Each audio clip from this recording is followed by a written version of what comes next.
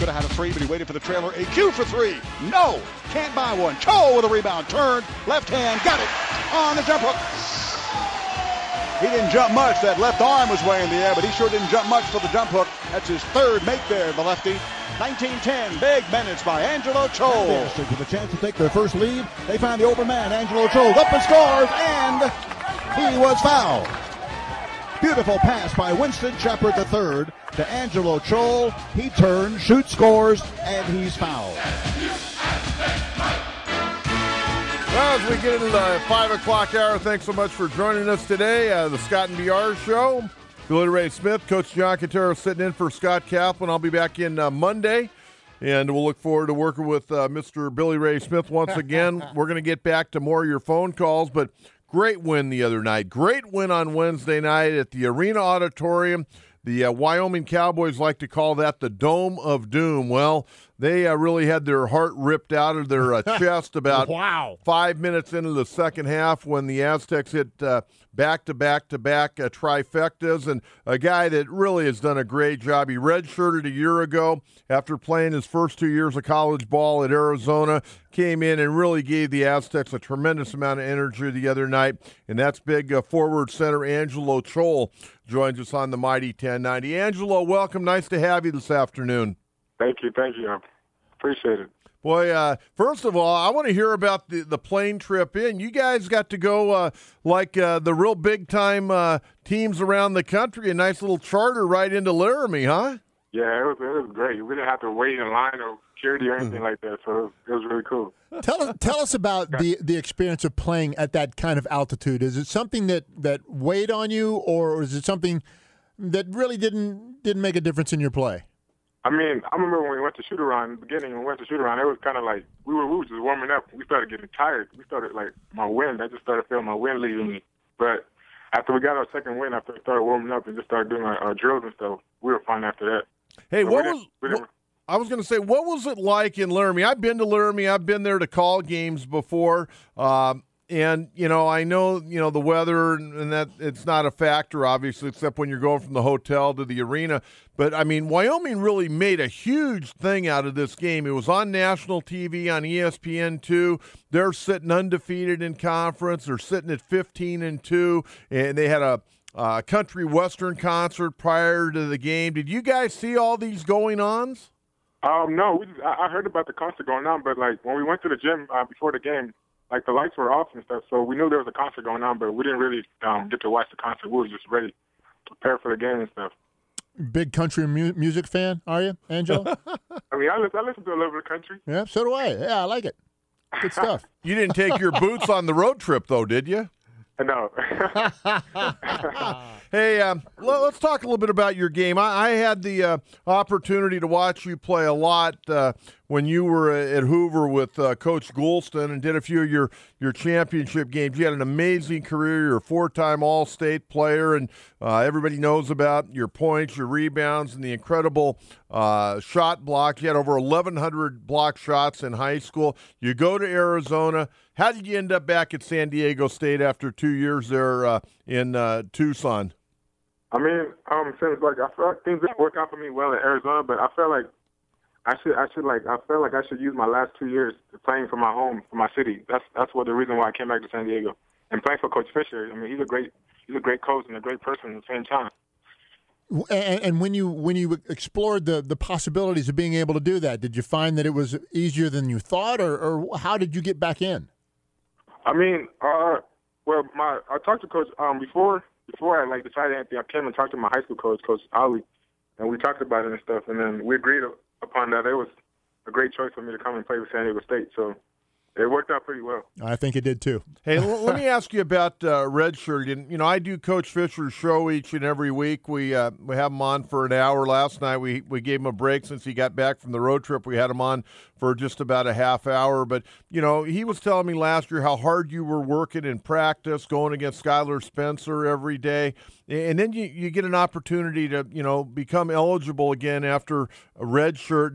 And people would say early in the year, well, he's got to knock the rust off a little bit. And I go, well, he practiced all last year, but I know from having played college basketball, Angelo, it's a lot different practicing than when the lights are on and the fans are in the stands. And how you feeling right now? And really, how did you feel early in the year when you first got back into actual competition against an opponent?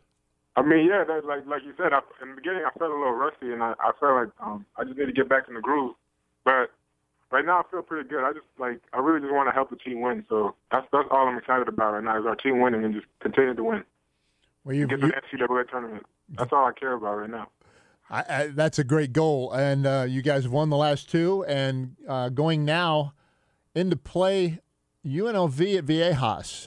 Any particular thoughts about UNLV? I mean, they're young and stuff, so we have experienced guys on our team, so we just got to go out there and play, and just they're gonna make mistakes. So and then our coaches were telling us they make mistakes, and sometimes they just how young guys are, they get down on themselves. So we got to use that to our advantage. Yeah. Hey, Angelo, let me ask you this, because you played over at Arizona. Sean Miller's the head coach, an outstanding coach, and we know how great a program they have. Steve Fisher, needless to say, we know what he's built. People say, oh, it's like a minor miracle what he's done at San Diego State. No, it's a miracle, believe me. Having sat in Peterson Gym and the San Diego Sports Arena and even the early years of Viejas, it's been an amazing run that Coach Fisher and Coach Dutcher and the staff have had with bringing in a lot of very, very talented players. Can you talk a little bit about what it's like to be a basketball player at the University of Arizona walking around, and what it's like to be an Aztec basketball player walking around? I mean, it's not really a big difference. We're still college, so I mean, at Arizona, it was just my freshman year, so I was new to the thing. I was new to college and all that stuff, but coming to San Diego State, I was already used to the college life, so it wasn't like really a big difference. Well, yeah, and I would imagine too, Angelo. I mean, it's like you're kind of the basketball hero coming back to where you did your high school damage. You know what I mean? Yeah. It's like I know these people; they're gonna love me, and I'm even better than what I was when I played in high school. Yeah. We're visiting with Angelo Chol from San Diego State. Now, Angelo, I can tell you this.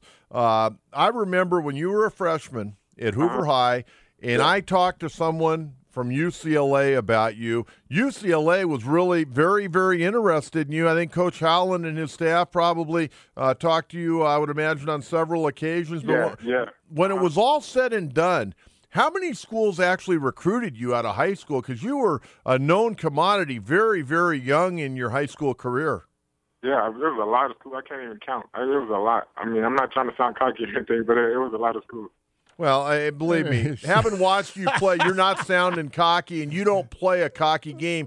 The thing that I respect, I think BR respects, having played in the National Football League, you come off that bench, and I know you'd like to start, but you come off that bench, and you bring a tremendous amount of energy and size and strength and really a lot of intensity to this Aztec basketball team. I mean, you play like a guard with that type of energy, and like Coach Fisher says, there's nobody better in the country when he wants to get up and down that floor that can run the floor better than a big man than Angelo Chol.